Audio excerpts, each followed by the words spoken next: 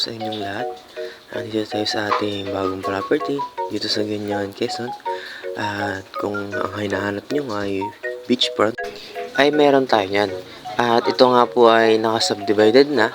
At ang minimum cut po nito ay 500 square meter.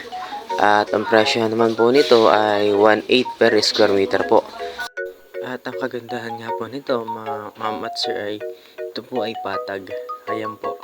Yan po nakikita yung mga bahay na yan. Yan po ay mga pinagawa na po ng mga nakabili na po. Ano po? So dito po ay pwede po kayong kumuha ng 1,000, 2,000 or 500 square meter po. So yan po. Yan po ay wala pa pong may-ari. Available pa po yung lugar na yan. Saka ito po. Yan po.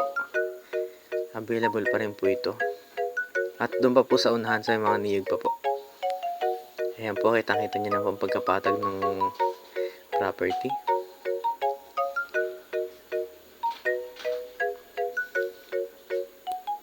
Dito po ay kung hahanap nyo po ay bakasyonan, ay pwede po ito.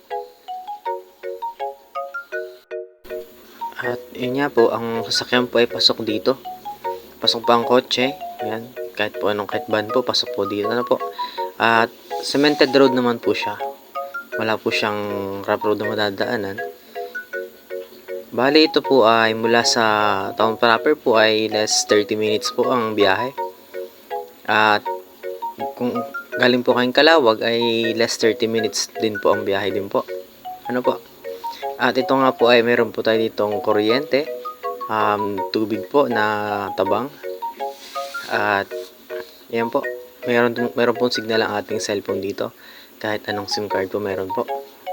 Malakas pong signal. Puntahan po natin yung beachfront po niya. Ano po?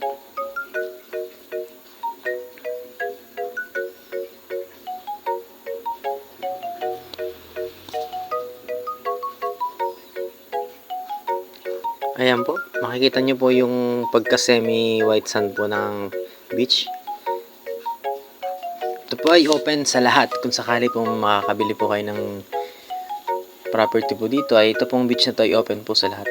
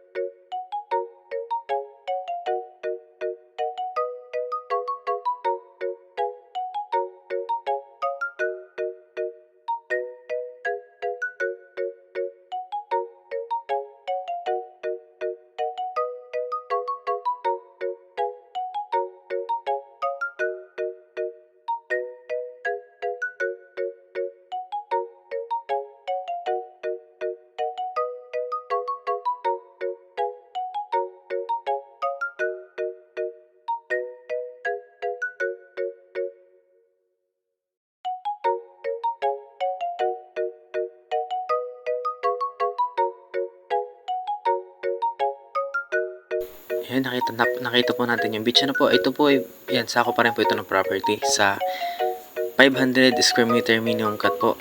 Ano po, ito po ay wala pong problema sa papel dahil ang gastusin po nito ay sagot ni seller. Lahat na po. Ang pa-relocate po at ang pa-title po ay sagot na po ni seller. Wala na po kayong problemahin po, isipin pa. So, ito po yung ginagawang daan po dito. Ituturo ko po sa inyo. Ang ginagawang right way po ng ating property na pasok po ang sasakyan. Gagawin po siyang kalsada.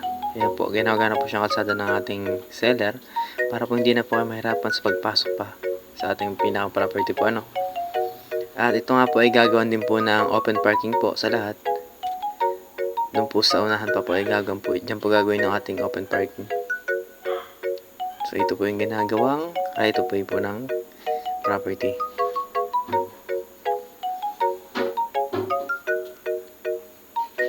Ito po, ayan.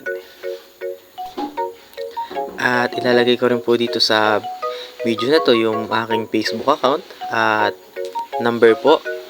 Available din po ang aking Viber at WhatsApp po.